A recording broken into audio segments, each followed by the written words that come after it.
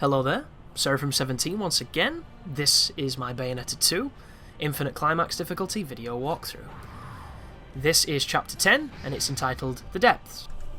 So this is when the game gets truly interesting, and that's not to say it's not been interesting to this point, but I mean real interesting. Because we're going to start taking more of the infernal demons to battle than we will the angels. And if you come over here, you're going to get engaged in a fight that's going to give you a piece of an LP, which is the LP that I've missed. And it is a fight against a pain, and I believe two Hanuses. They don't have the scythe, so they're not hatred, so it's two Hanuses and a pain. And this game is really difficult to see what's happening sometimes. It's probably the most overstimulating video game I've ever played, and as much as I love it, it makes me tired.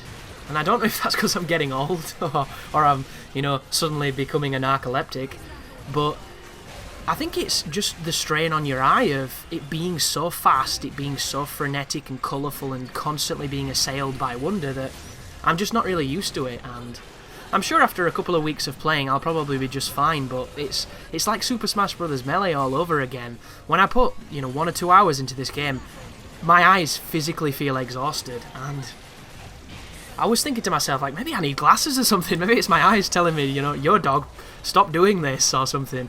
And it's only this game. It's this one game that does it, because I've tried others and I've been perfectly fine. Like, I turned my light on in my room and had a well-lit room and it was still happening. And I sat a little bit further away from a TV, even though I'm a fan of sitting close to televisions, because I'm a child of the 90s and that's pretty much all we did. But yeah, there's just something about Bayonetta 2 that my casual eyes just can't keep up with, and this is expounded on massively in the last boss battle, who is probably the fastest boss I have ever fought in a game, ever, and I'm curious if anybody's fought anyone faster than him. And before you quickly go and message several bosses that are faster than him, I have to put a little footnote here. It has to be on Infinite Climax. That boss on other difficulties was just like any other boss in the game. He was very standardly speeded, every so often he'd have a quick move, but he was pretty damn standard. On this difficulty, I had to turn the game off because I literally felt like my eyes could not achieve it that night. I had to have a break, have a sleep, and then come back and try again today. And I'm happy to report he's very fast. I kind of adjusted to him, and I managed to beat him without getting beaten up too much, but at the same time, he is incredibly quick. I'm talking, he makes Azel, I think his name was, Azazel, I can't remember. The other God Hand, in God Hand, I think he's the Devil Hand. He is a very fast boss. He has one of the most devilish AIs ever, and he will definitely teach you how to fight on that game. Not that it'll help you, because you'll still get your ass kicked, but it's still pretty funny stuff, as I try and go over there and I fall off, so. But you notice I didn't take any damage, because the game is quite good with that. Like, he's faster than him, and that dude was really fast. Like, some of the bosses on that game are really fast. I'm trying to think of a boss that is even remotely as quick as him. Even Rodin, when you gaze him, isn't as fast. And Rodin, when you gaze him, is insane. So I can't imagine what a seer is like if you use the Gaze of Despair. I don't know. Maybe you just have to play him for a super long time, and then you adjust and it makes sense. You start to see the Matrix, things start to slow down, you start to act really badly and sound incredibly monotone in every film you're in. But who knows? So I thought that was funny then. I was taking on those two hatreds, and I accidentally knocked them off when they were stunned, and it killed them. I think if they weren't stunned, they would have teleported back onto the platform, and it ruined any hopes for going for a good rank if that's what you were doing, which luckily enough I wasn't. And then here we have this very reminiscent of the wonderful 101 sequence, which this game does wonderfully, and that game unfortunately doesn't do very well. And I haven't really got to those parts on my wonderful 101 walkthrough. That is continuing, it's just at the moment on a little bit of a hiatus because of these games are a bit more important and it's underperforming on the channel. But once again, it's not getting ID flagged, and neither is this. I've uploaded today 8 videos of Bayonetta, so 8 chapters, which is more than half the game, and not a single one of them has been flagged. So I don't know if it's premature to say, but I think that's kind of amazing. Thank you, Nintendo.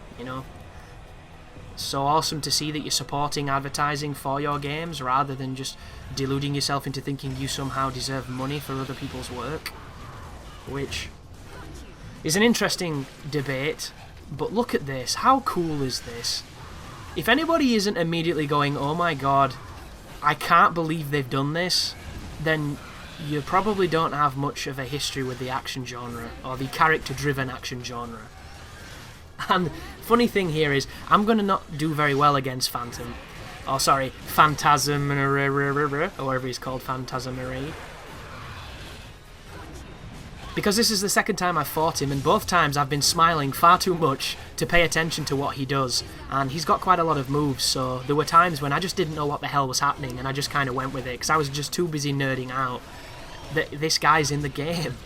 And a lot of people are probably going to think, oh, they just put Devil May Cry 1 Phantoms in as an Easter egg to people who played that game. But these people are forgetting who this character is. And don't get me wrong, he's definitely that. He's definitely a giant homage to the father of this genre. But at the same time, this was one of your Wicked Weave monsters, one of your infernal demons that you summoned to kill Prudence on the previous game.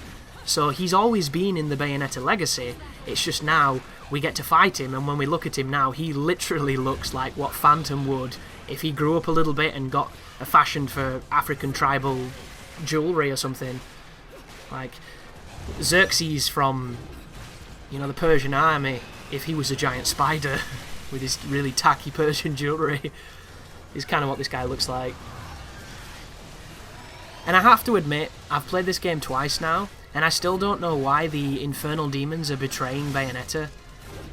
I assume it has something to do with the eyes of the world and Azir causing havoc or something, but I'm just nonplussed as to why. Like, I don't know why Gamora went bad.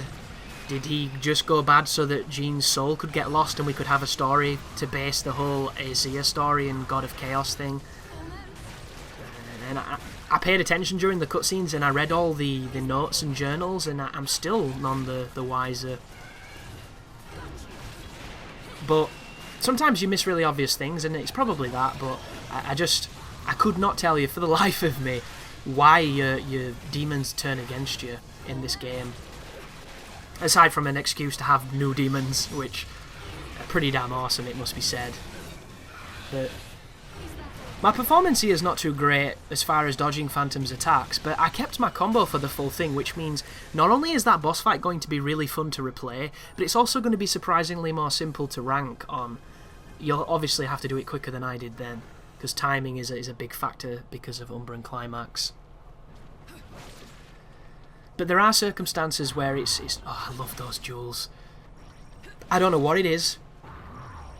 It might be because they look like some kind of really colourful critter egg, but the collectibles in Hell do something for me that the rings never did, and I have a massive fondness for Sonic.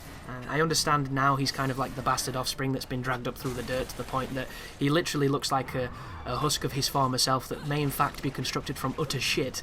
But he has a legacy of great games before they started to go bad, and you know, one of the first games I played outside of my home was a Sonic cabinet. I think it was a cabinet anyway. I might be wrong about that. It might have been a Mega Drive setup, but I can remember playing it before it came out and just nerding over it as like a 3-year-old or a 4-year-old or something. And I love Sonic, but the rings are just kind of rings to me. These jewels, I don't know if it's the sound effect, I'm not sure what it is. There's something addictive about picking them up. It's strange. But there was a little transition that I had to hide with a crossfade, because for some reason I didn't have footage moving from inside the Gates of Hell to this fight. I just either stopped recording or something, or I don't know what I did. I did something strange, so I had to do a crossfade. You've literally missed me walk 2 yards and then that's where it started. But this is a fight against some Hainesses and a pain. So I've already divulged the way I fight this creature. It's incredibly effective and easy to do. It's probably not the best way to do it, and I'm hoping I find a much better strategy, but as it stands, the whip is all powerful, why not use it? You'll notice there are a couple of weapons on the ground. Those enemy arms are in fact pistols or kind of devilish blunderbusses. And what they do is it's a charged shot that the creature does to you that you can then do to other people. But for how long it takes, it's not as powerful as you think it would be, and I'm comparing it directly to the trumpets in Bayonetta 1.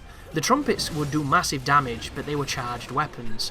On this game, it's a charged weapon, and then the damage is incredibly underwhelming. And once again, I don't know if that's anything to do with because everything seems to have too much life, or because the enemy arms have been infinitely nerfed in this game. Or maybe it's just an intentional balance to make them less powerful. I don't know. What I can tell you is, I preferred it the way it used to be. And it's complete and utter preference, that, guys. I'm not saying it's bad, I'm just saying I preferred the way it used to work. And a lot of my feelings about Bayonetta 2, aside from it's awesome, it's new, it's fun, it's great, you need to buy it, it's worth all the great reviews it's getting. It's not a 10. I don't think it's a 10. It's definitely a 9, but it's not a 10 because I don't believe in them. But it's an amazing game, and it deserves everything it gets, which unfortunately isn't going to be much because it's not going to sell well. It's going to get insane critical success, but sometimes that's just not enough in the modern gaming. Oh, here we go. So the sex offenders are back. And this is a fight against a bunch of resentments. So you are completely vulnerable in that moment, and it lasts too long.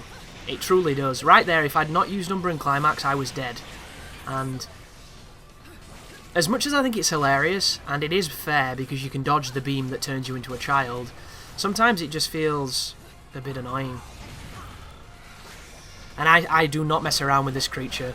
It does way too much damage, it has way too much range, so I used the blunderbuss, and then I used an execution so that I could pick up his weapon, which is a strange whip.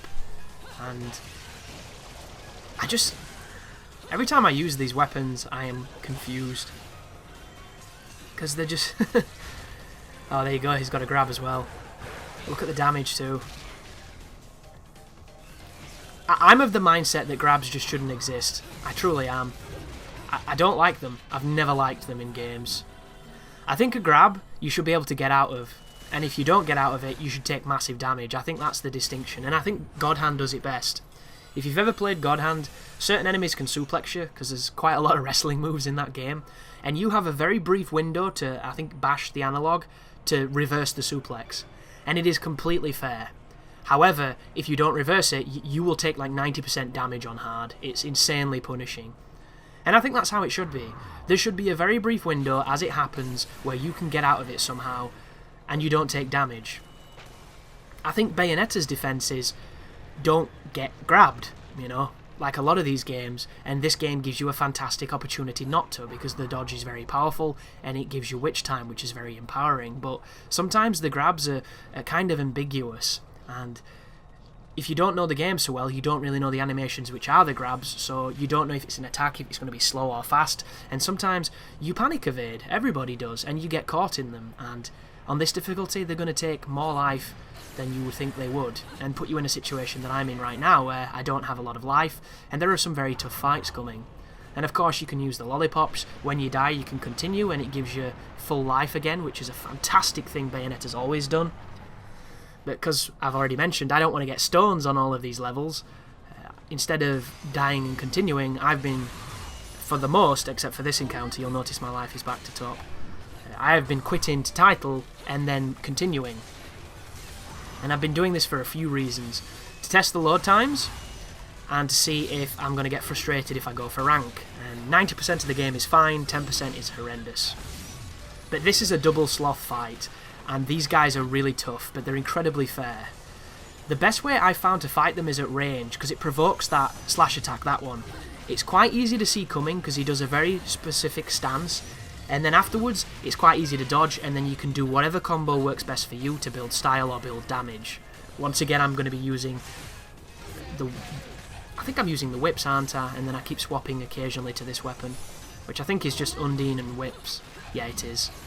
And so far, this is the most effective way I've found to kill them without getting absolutely murdered a lot. Because up close, this creature has way too many moves. I don't say that as a bad thing, I just say that as a fact. He has quite the diverse moveset, and it can be very difficult to see which one he's going to do, and it makes him very, very interesting, but also incredibly difficult. And if you played on normal, you probably didn't even see this guy, or if you did, this was the first time you saw him, just here on his own. And even then, he kicked your ass, because he fights almost unlike anything else in the game. And these are an enemy that I like using torture attacks on as well. It has nothing to do with the weapons that they give you, because I think the weapon they give you is kind of shit. But I think I've already made my opinion quite clear that the enemy arms on this game are a novelty at best. But before I got interrupted with the resentments, I was saying that a lot of my opinions on Bayonetta 2 have me preferring Bayonetta 1. And that is very true. But I need to make this quite clear before people start, you know, defending it or going into the standard apologetics or pointing out why I'm wrong and things. 'Cause of course it's preference and opinion, which is entirely subjective. But I still think Bayonetta 2 is a better game. I think it's a more cohesive game. I think it's a more realised game for all the things it has you do. And I think in a lot of ways, in especially the way that it's delivered, the story is better. It's more streamlined. It's got a really good flow to it. That being said, there are choices that they've changed in this game that I believe were better in the last game. And those choices are something you will either like or you won't. And even if you don't like them, you can understand them, you can adjust to them, and it just becomes a kind of a different game. And I think that's the biggest stigma with a sequel, is at one part we want it to be like the last game, and on another part we want it to be different. But if it's too similar, we don't like it, or if it's too different, we don't accept it. You know, it's this weird acceptance that we have. And I'm currently really enjoying Bayonetta 2, but noticing things I probably wouldn't have noticed had I not played so much Bayonetta 1. And this is a really fun section, this as well, because you're competing with Rodin and you're gonna lose. I don't know if I've ever mentioned my theory on Rodin, but I pretty much think he's the devil. He was a Lumen Sage, Allah, an angel. He fell from grace. He's then in the underworld. He's insanely powerful, charismatic, and it confirms a theory of mine, which I don't think any, theology really studies enough, and that is the notion that if Devil was, somehow anthropomorphized, he would have to be black. Because we have to be serious here, folks. This is not a racism issue, this is just fact. Black people are better than us, and we have to accept this. And Rodin is further proof of this theory. He will kill every enemy in one hit when he starts attacking. It doesn't matter what it is, they will die. And it just solidifies this notion that he's better than you in almost every way, shape and form. So he has to be the devil.